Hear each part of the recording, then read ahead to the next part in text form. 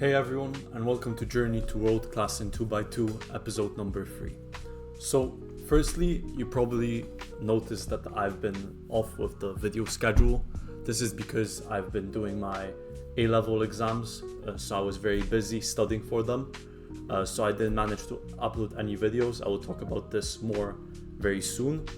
And also, the title is kind of an inside joke, because my last video idea was that I would make my video about my poor sleep schedule, and I would say that for the next week I wanted to improve my sleep schedule because I had a competition, blah blah blah, because I knew that if I will sleep more I will perform better. Unfortunately, I didn't manage to post anything because my schedule was very tight, so I didn't record any videos. So first of all, when I meant rest more, rest builds strength. So firstly, I'm talking about sleep and regeneration. Second of all, I'm talking about rest, like taking a break from cubing, taking a break from something. That's why the people I chose as my thumbnail is my close friend Stefan Zeider, who recently has been studying a lot for his maternity exams.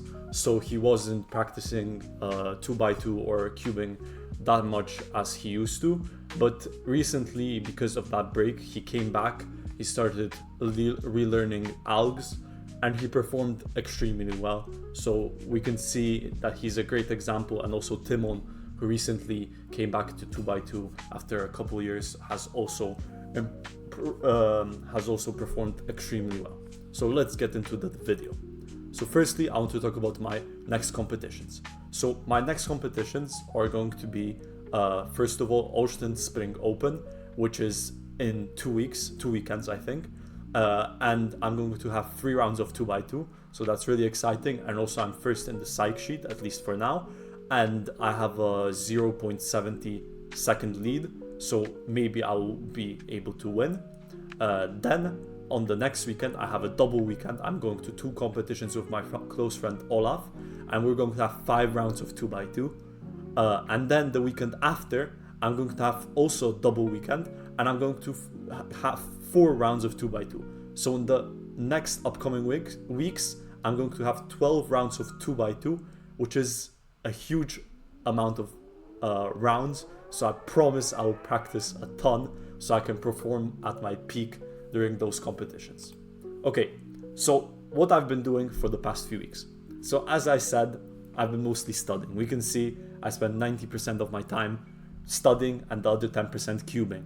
I was probably cubing, I cubed probably for around 8 hours, maybe a bit more, maybe a bit less. If I count the weekend during the competition, probably I cubed a bit more, but counting the independent practice at home, I probably cubed for around 8 hours or so. And then for school, I had to study a lot for physics. My teacher is extremely bad, so I needed to revise a ton. Then also I wanted to perform very well in math A level and further math A level, so I had to do a lot of past papers. So I was locked in for A level mocks. Soon I'm going to have my A levels, so I'm also going to probably disappear. And I want to talk about this a bit more. After missing my first week, I thought about quitting.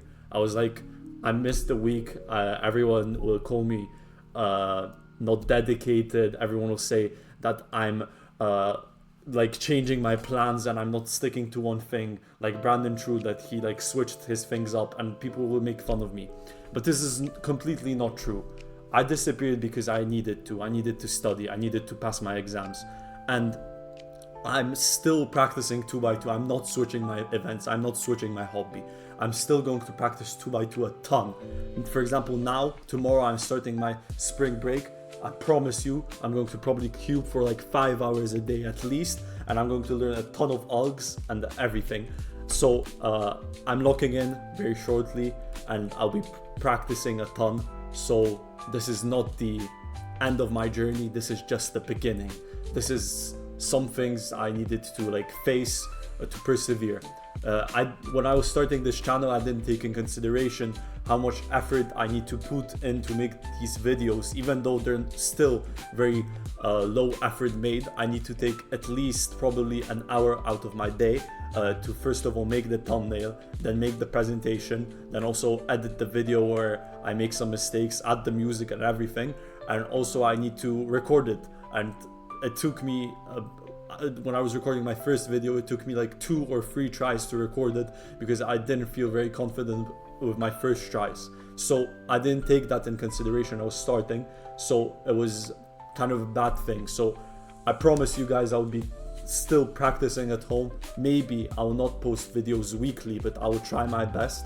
But even during my A-levels, I will probably practice a ton. So during Euros, I'll be locked in, and probably, I hope I'm going to make it into the final and maybe fight for the podium, but that's kind of unrealistic for now.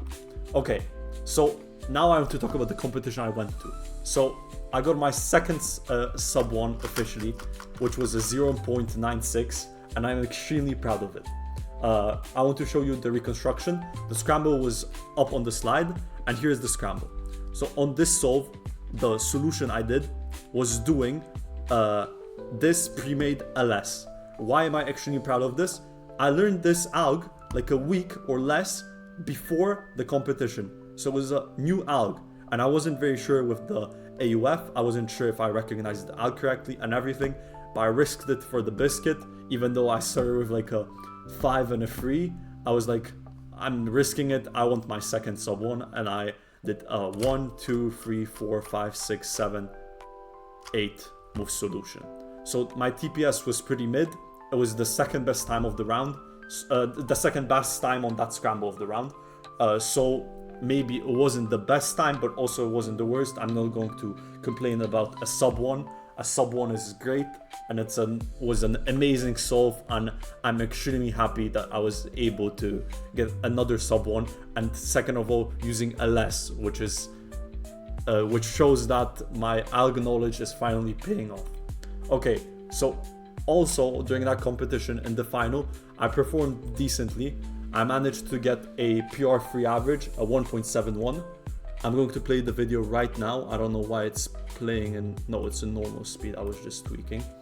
So the average is pretty bad if I have to be real, but before this competition, I didn't practice that much because I was starting to study for my mock exams. So my turning was very, very off, and also my inspection was off. Before the first round started, I was practicing 2x2, and I was literally getting +2 DNFs and 3s every single solve. Here I got a 15, so I'm going to finish the recording quite quickly because I'm going to play a 15-second solve. And the average was kind of disappointing because I started with 2 of my worst times, and then I improved it a bit. And also after the first solve, when I messed it up, I told my judge, my friend Kacper, that I want to get a pure sub 2 average, which I have never gotten. And after that I got a 15, so it's kind of ironic. But this average was still pretty okay for a competition, but I was extremely nervous. As you can see, my hands were shaking during almost every single solve. And I think my hands were shaking, and my turning was extremely bad, and my inspection also, because of how little I practiced. I didn't feel confident about myself and about my solutions, so this led into me not performing so well. Okay, so what will be my goals for spring break? So first of all, I want to finish learning LS2 at least and start learning LS3. I'm not going to say how many subsets I want to learn from LS3, so I don't make my goals too high, so I give up. And that's it. I just want to finish learning LS2. I already know 2 subsets. Maybe I forgot some of the algs because I haven't practiced algs in like 2 weeks. So probably tomorrow and after tomorrow, I'm just going to grind algs and remind myself all of them to make sure I didn't forget any of them. And then I'm getting back into learning LS2 and LS3. So before Euros, I can finish LS2 and LS3 and also LEG. And also I want to practice one looking longer face solutions. This is a weakness I have. I cannot one look every single face solution. And also my inspection is sometimes not the quickest. I predict around 2 to 3 solutions a solve. So I will probably do some inspection like soles where I measure my inspections, and also I want to make my turning more consistent and more reliable, so I can average globally sub 1.5 even if I lock up a bit. And I hope I'm not going to lock up. I hope my turning will get smoother, even though maybe my turning speed will decrease by a bit. Okay, so this was everything for today. This was, I think, a shorter video than usual because I haven't practiced, so there's not much to talk about. But I'm locking in for the next 12 rounds of 2x2 I have, and also for the spring break, which is starting tomorrow. So trust me, I'm going to cook soon. See you guys. Peace out.